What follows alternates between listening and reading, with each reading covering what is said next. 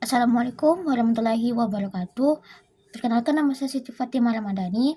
Hari ini saya akan menjelaskan tentang materi 10 pengantar manajemen, yaitu kelompok dan tim. Apa sih itu kelompok? Kelompok didefinisikan sebagai dua atau lebih individu yang berinteraksi dan saling bergantung yang berkumpul untuk mencapai tujuan tertentu. Kelompok formal adalah kelompok kerja yang ditentukan oleh struktur organisasi dan memiliki tugas kerja yang ditetapkan serta tugas khusus yang ditunjukkan untuk mencapai tujuan organisasi. Kelompok informal adalah kelompok sosial. Kelompok ini muncul secara alami di tempat kerja dan cenderung berbentuk di sekitar persahabatan dan minat yang sama. Misalnya 5 karyawan dari departemen berbeda yang secara teratur makan siang bersama adalah kelompok informal. Ada 4 tahap yang dilakukan untuk membuat struktur kelompok. Yang pertama adalah tahap pembentukan. Tahap pembentukan ini memiliki 2 fase. Yang pertama, terjadi saat orang-orang bergabung dengan kelompok. Dalam kelompok formal, orang-orang yang bergabung karena beberapa tugas pekerjaan setelah mereka bergabung. Fase kedua dimulai mendefinisikan tujuan, struktur, dan kepemimpinan kelompok. Fase ini melibatkan banyak ketidakpastian saat para anggota menguji situasi untuk menentukan jenis perilaku apa yang dapat diterima. Tahap ini selesai saat para anggota mulai menganggap diri mereka sebagai bagian dari suatu kelompok. Yang kedua adalah tahap penyerbuan. Diberi nama yang tepat karena adanya konflik intergroup. Terjadi konflik mengenai siapa yang mengendalikan kelompok dan apa yang dilakukan kelompok tersebut. Selama tahap ini, hierarki kepemimpinan dan kesepakatan yang relatif jelas mengenai arah kelompok yang muncul. Yang ketiga adalah tahap norming, adalah tahap di mana hubungan dekat dan berkembang dan kelompok menjadi kohesif. Sekarang ada identitas kelompok dan persahabatan yang kuat. Tahap ini selesai ketika struktur kelompok menguat dan kelompok telah mengasimilasi serangkaian harapan atau norma umum mengenai perilaku anggota. Tahap terakhir adalah tahap pertunjukan. Struktur kelompok sudah terbentuk dan diterima oleh anggota kelompok. Energi mereka telah beralih dari mengenal dan memahami satu sama lain menjadi anggota mengerjakan kelompok. Ini adalah tahap terakhir dari pengembangan kelompok kerja permanen.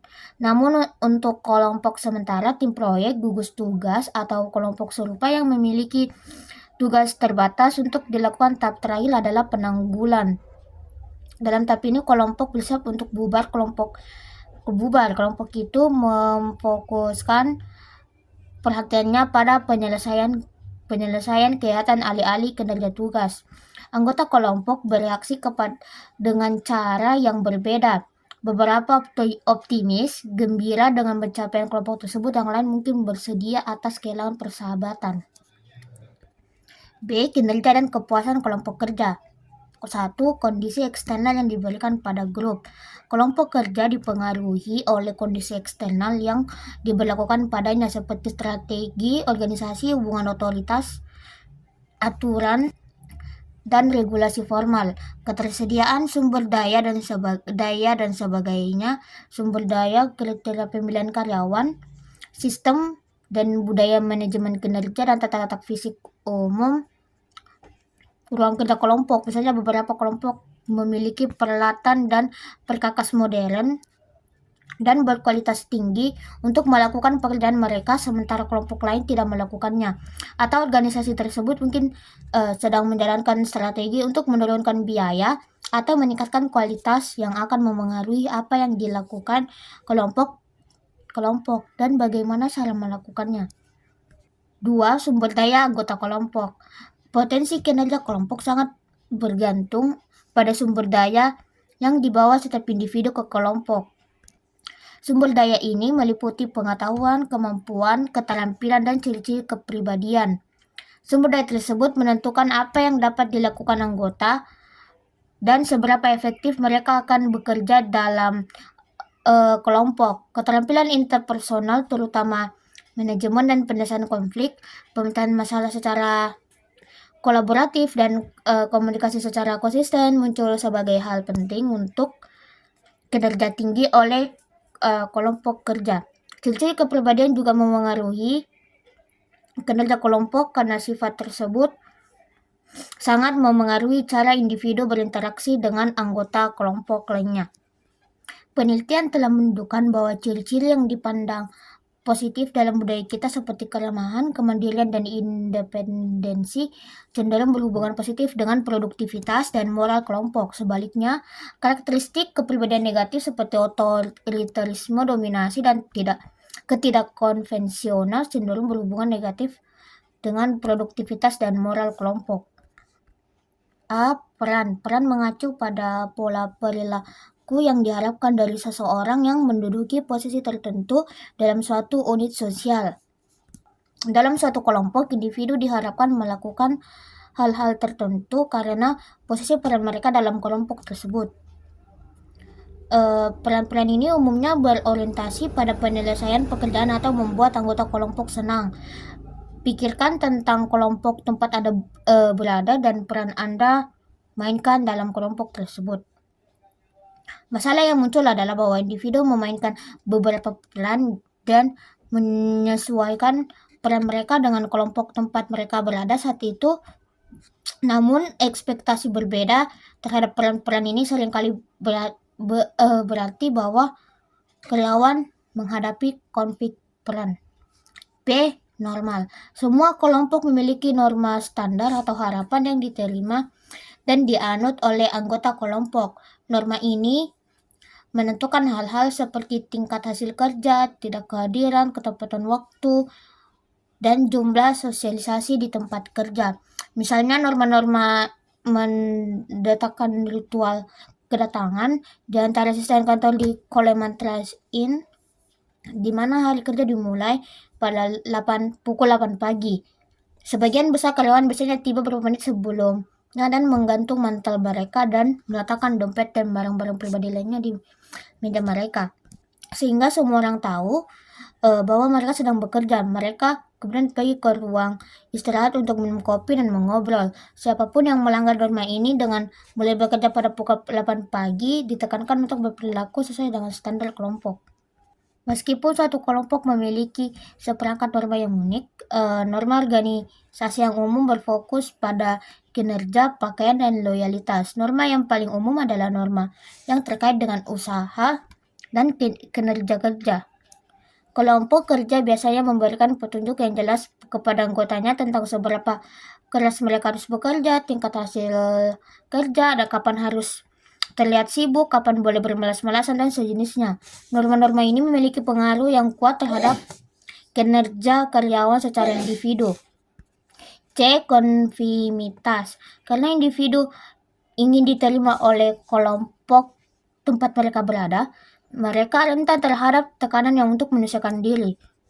Eksperimen awal yang dilakukan oleh Solomon Asch menunjukkan dampak konformitas terhadap penilaian dan sikap individu. Dalam percobaan ini, kelompok yang terdiri dari 7 atau 8 orang diminta untuk membandingkan 2 kartu yang dipegang oleh peneliti.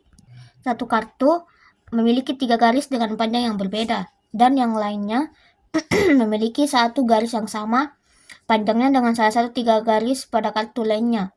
Setiap anggota harus mengumumkan dengan lantang mana dari 3 garis yang cocok dengan 1 garis.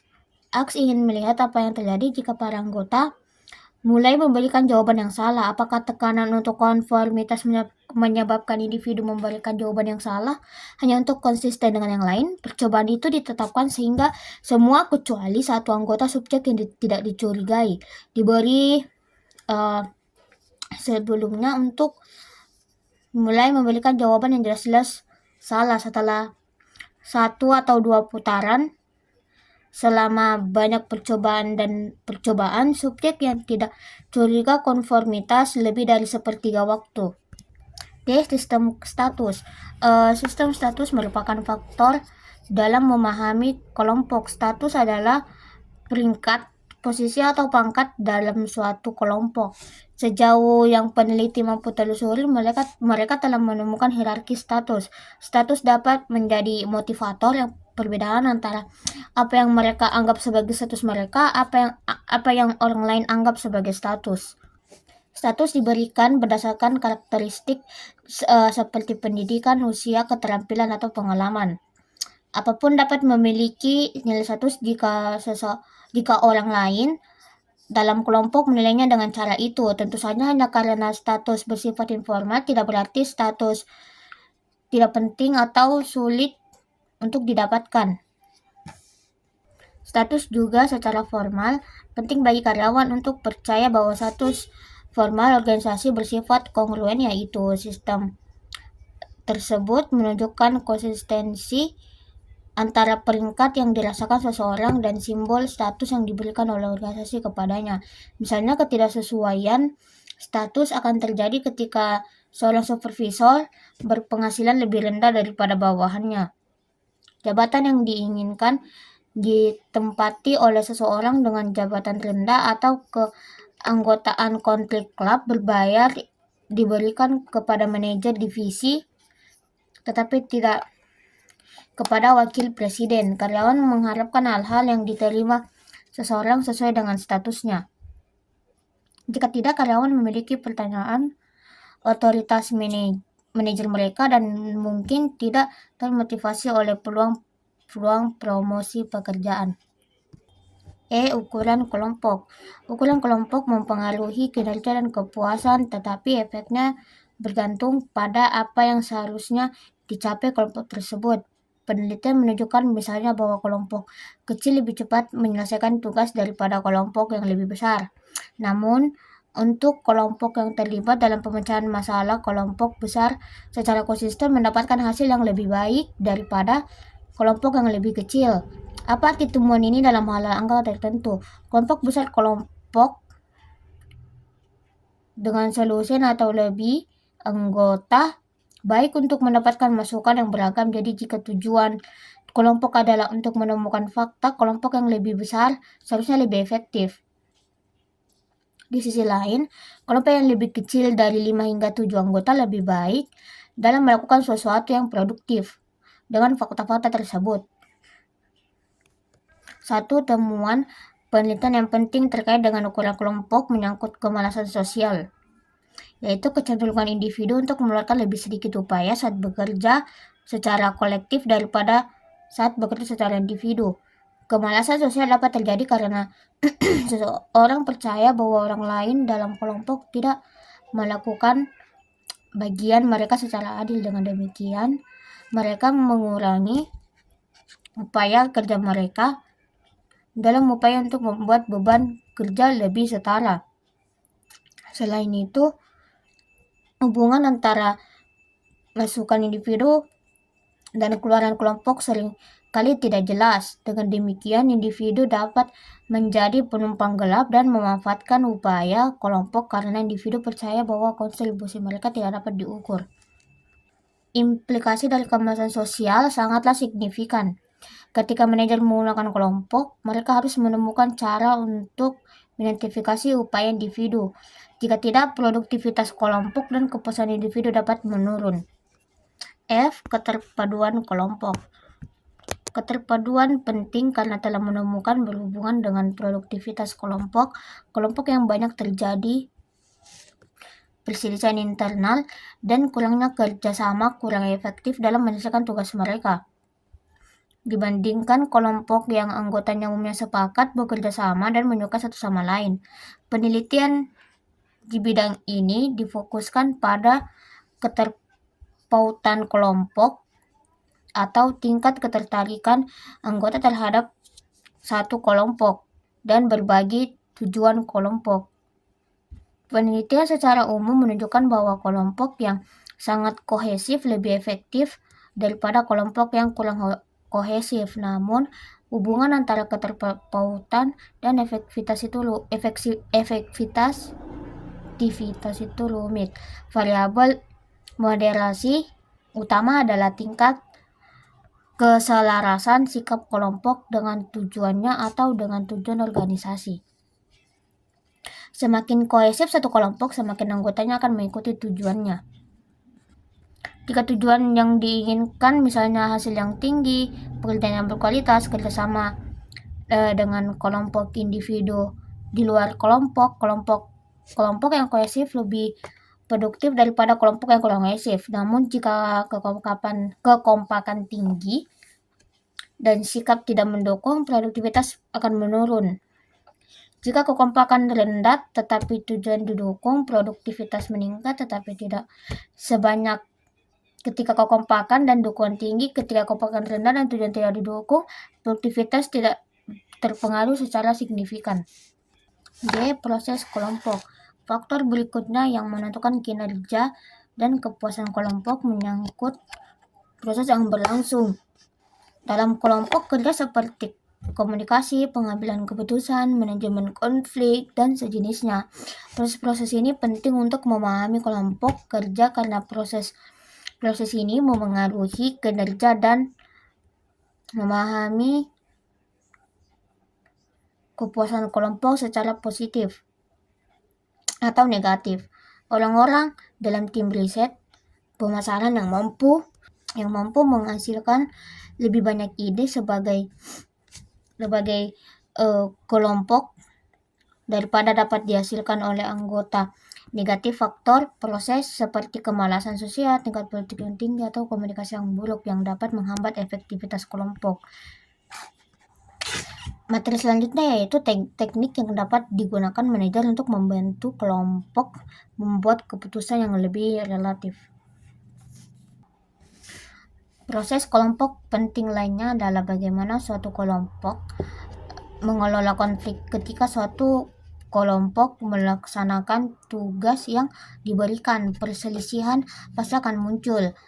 Konflik dianggap sebagai perbedaan yang tidak sesuai sehingga mengakibatkan beberapa bentuk campur tangan atau pertentangan. Apakah perbedaan itu nyata atau tidaklah penting. Jika orang-orang dalam suatu kelompok merasa bahwa perbedaan itu ada, maka ada konflik. Tiga pandangan yang berbeda mengenai konflik. Pandangan tradisional tentang konflik berpendapat bahwa konflik harus dihindari, bahwa konflik mengindikasikan adanya masalah dalam kelompok. Pandangan lain, pandangan hubungan manusia tentang konflik, berpendapat bahwa konflik merupakan hasil yang wajar dan tak terletakkan dalam kelompok manapun dan tidak harus negatif, tetapi berpotensi menjadi kekuatan positif dalam berkontribusi pada kinerja kelompok. Panduan ketiga dan terbaru, pandangan interaksionis tentang konflik, mengusulkan bahwa konflik tidak hanya dapat menjadi kekuatan positif dalam satu kelompok, tetapi bahwa beberapa konflik mutlak diperlukan agar satu kelompok dapat bekerja secara efektif. Pandangan interaksionis tidak menyatakan bahwa semua konflik itu baik. Beberapa konflik fungsional bersifat konstruktif dan mendukung tujuan kelompok serta meningkatkan kinerjanya. Konflik lainnya, konflik fungsional, bersifat destruktif dan mencegah kelompok tujuannya. 4. Konflik bersifat fungsional dan kapan bersifat disfungsional. Penelitian menunjukkan bahwa Anda perlu melihat jenis konflik. Konflik tugas berhubungan dengan isu tujuan pekerjaan. Konflik berfokus pada hubungan impersonal. Konflik proses mengacu pada bagaimana pekerjaan diselesaikan. Penelitian menunjukkan bahwa konflik hubungan hampir selalu bersifat disfungsional karena permusuhan interpersonal meningkatkan bentrokan kepribadian dan mengurangi saling pengertian dan tugas tidak terselesaikan. Di selain konflik proses tingkat rendah dan konflik tugas tingkat rendah hingga sedang bersifat fungsional. Agar konflik proses menjadi produktif, konflik tersebut harus minimal jika tidak argumen yang intens tentang siapa yang harus melakukan apa dapat menjadi disfungsional dan dapat menyebabkan ketidakpastian tentang penugasan tugas, meningkatkan waktu untuk menyelesaikan tugas, dan mengakibatkan anggota bekerja dengan tujuan yang berbeda. Namun konflik tugas tingkat rendah hingga sedang secara konsisten tidak memiliki efek positif pada kinerja kelompok karena merangsang diskusi tentang ide-ide yang membantu kelompok menjadi inovatif, karena kita belum memiliki instrumen pengukuran yang canggih untuk menilai apakah tingkat konflik optimal, terlalu tinggi atau rendah. Manajer harus mencoba menilainya secara cerdas. Bila tingkat konflik terlalu tinggi, manajer dapat memilih dari 5 opsi pengelolaan konflik, yaitu penghindaran, akomodasi, pemaksaan, kompromi, dan kolaborasi. Jenis-jenis tim kerja. Tim kerja ini terbagi jadi 3, yaitu tim pemecahan masalah, tim klien dikelola sendiri, dan tim lintas fungsi. Karakteristik dari tim yang efektif adalah tujuan yang jelas, keterampilan yang relevan, saling percaya, komitmen yang bersatu, komunikasi yang baik, keterampilan bernegosiasi, kepemimpinan yang tepat, dukungan internal dan eksternal. Tantangan saat ini di manajemen tim.